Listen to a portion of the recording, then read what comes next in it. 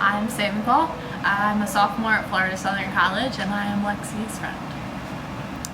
What things influence your emotions? Well, it changes day to day, so like depending on what's happening in my life and like what happens each day influences my emotions differently. So like if something happens with my family, that'll like influence me more than like if I get a bad grade on a test, because my family means a lot to me. And like, I mean, obviously if I do poorly on a test, that'll influence my emotions. If I do really well on a test, then that makes me like happier, and like, yeah, just like different things that happen day to day influence me differently. All right, second question. Think about the ways that you typically respond to conflict. Do you tend to have the same responses each time? If so, what kind of responses do you have? Well, I try to like make it best for both parties in the conflict. Like I don't like conflict, so trying to like avoid conflict, or if there is conflict, like tackle it head on and try to get both parties involved happy is what I aim to do, but obviously that can't always happen. So if that doesn't happen, then like I just try to get the best out of the situation that I can. All right. Do you have any long distance relationships? This could be friends or romantic. And what are some pros and cons of long distance relationships? Well, I had a long distance relationship with my boyfriend for almost a year.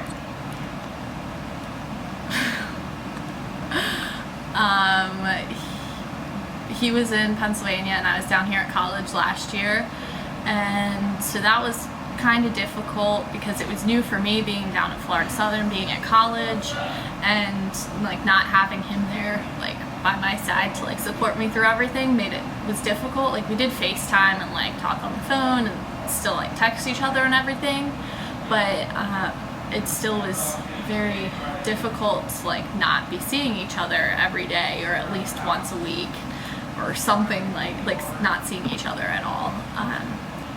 But I think that helped us build our relationship and made our relationship stronger.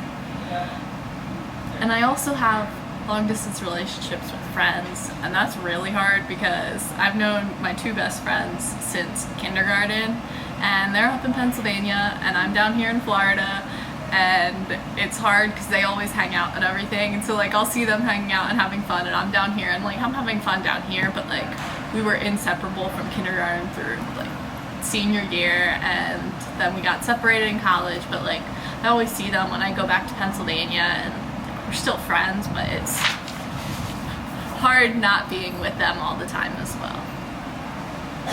And last question, how do you communicate differently with friends versus your family? I joke around more with my friends, and like they don't take things as seriously as my family does. So I feel like it's easier to communicate with my friends because like if I say something like jokingly or like make fun of them or something, they won't really care. They'll go along with it, or like I don't know where I'm going with this, but with my family, like we have a family group chat, and so we talk like within that, and so if there's something that like needs to be said for the entire family, we put it in there, and it's really easy to communicate that way, but we try to have like keep it lighthearted and everything and have a good time. And communicating is interesting because we're all over the place, and like my sister's in Pennsylvania, my family's up in Jacksonville now, I'm down here, and so like it's good to have that group chat to make communicating easier. Awesome, thank you. You're welcome. I'm Matt Biddle. I'm a freshman at Florida Southern College, and I'm also Lexi's friend. What things influence your emotions? A lot of the times when my friends fight, I get very upset, and friends often fight a lot, so I feel like that's one thing that really tends to influence my emotions. All right. Think about the ways that you typically respond to conflict. Do you tend to have the same responses each time? If so, what are they? I think it's different. Like when it involves me, I think I'm more aggressive and angry. But when it involves other people, I usually get more. Let's try to solve this. Let's try to work it out. I mean, I get both ways for each one, but for the most part, that's what I think. Do you have any long distance relationships? And what are some pros and cons of long distance relationships? I had a long distance relationship that lasted almost a year. Some pros of that. Really? Are we doing this? Are we doing this? With who, Matt? Are we laughing? Just cut it out. No. Keep going. Some pros of a long distance relationship are you get to stay with the person you love, you know? And you just try to make it work. I feel like there's a lot more cons. It's not easy. It's not an easy thing to do. 10 out of 10 would not recommend. It's hard on both people. It really is. It can just keep you up at night sometimes, you know. It's just so hard when for me, the person was 1,000 miles away, and it was very hard for me. And how do you communicate differently with friends versus family? With friends, I'm a lot more open, and I actually tell them things. I don't really tell my family anything. Not because I feel like I'm more close to my friends than I am my family. It's just a different relationship because I can't really be myself around my family. I can't joke around as much. I have to be more serious. So yeah. Thank you for sharing. Hi, I'm Kate Taylor and I'm a sophomore. I live next door to Lexi. She's one of my really good friends. So, Kate, what things influence your emotions? It probably comes down to whatever the situation is. Like, if I have something going on with friends, I shut down a lot. I don't want to upset them or anything like that.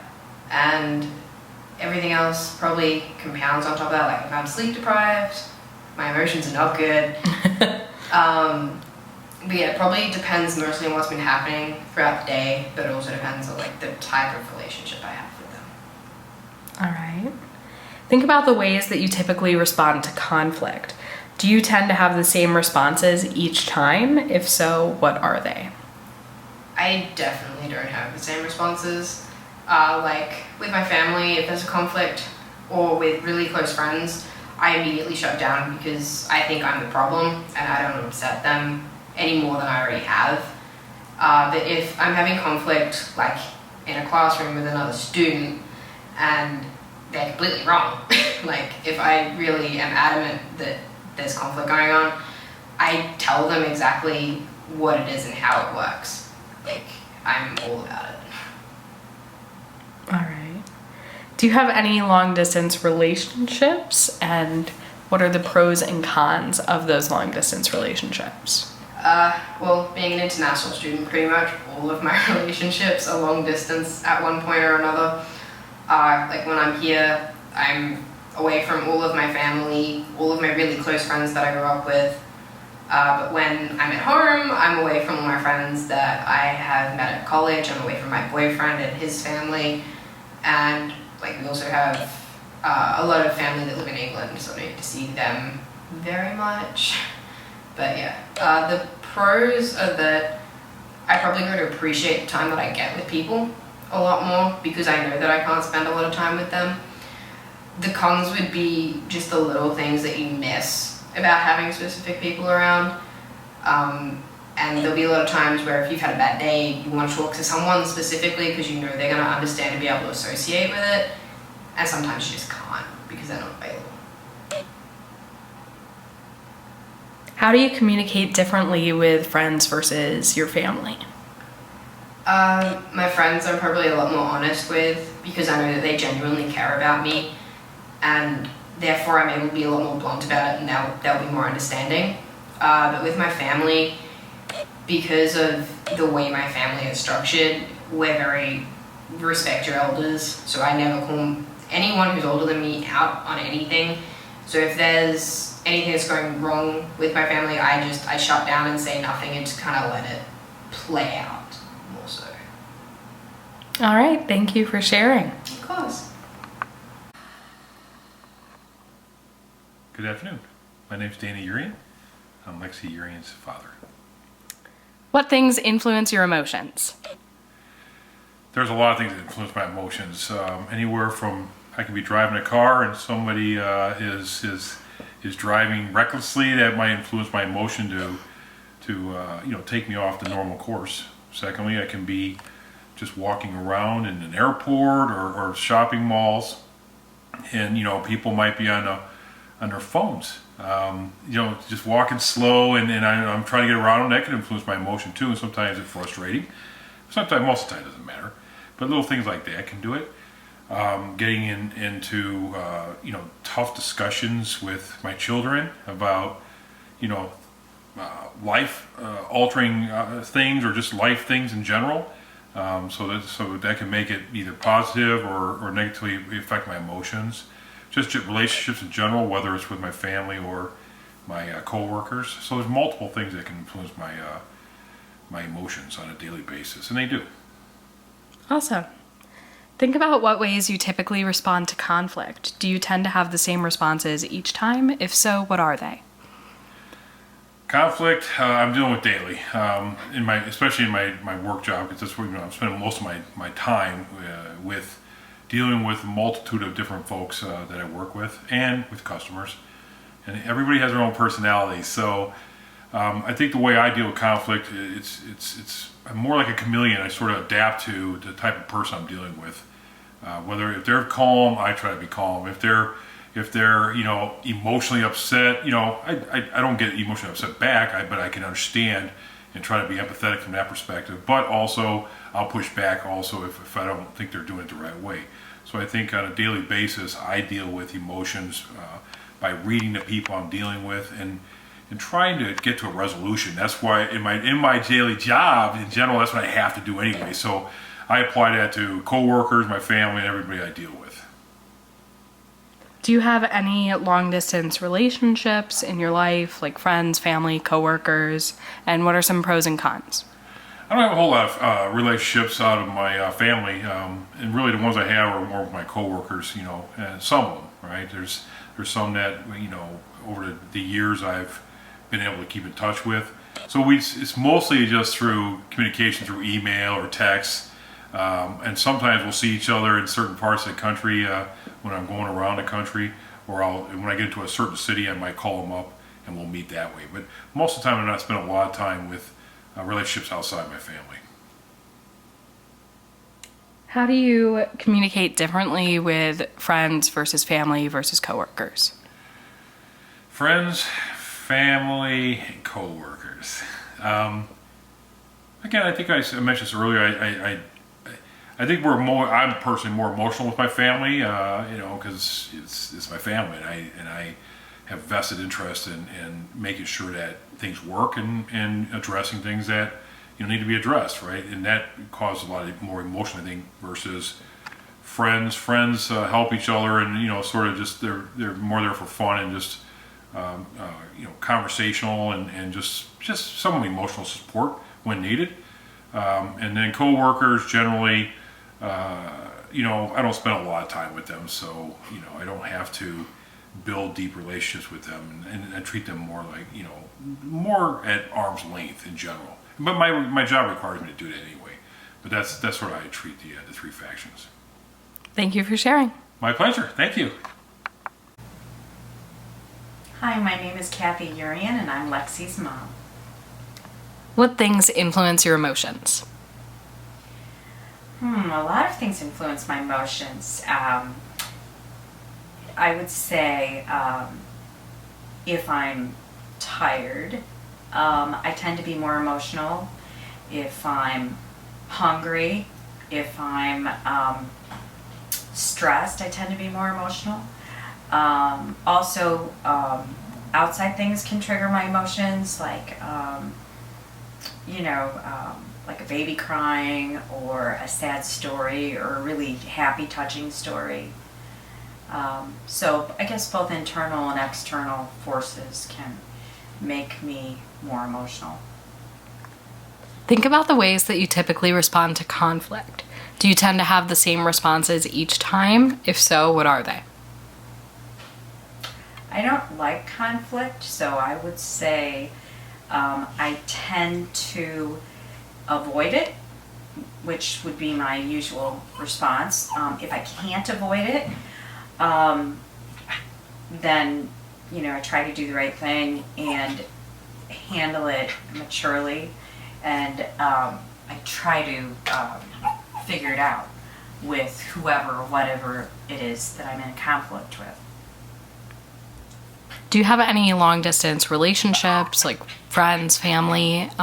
What are some pros and cons of long distance relationships? I do have long distance relationships, both with friends and family.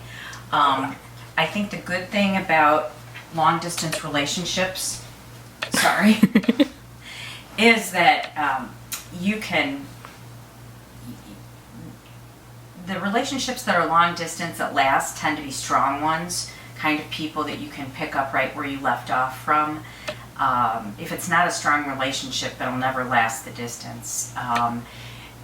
So I think that's the pro, that they're strong relationships. The con is just that these are people I love very much that I don't get to see a lot, and that I miss a lot. But it's always nice to be able to have that friend or that relative that I look forward to visiting or coming to see me. How do you communicate differently with friends versus family?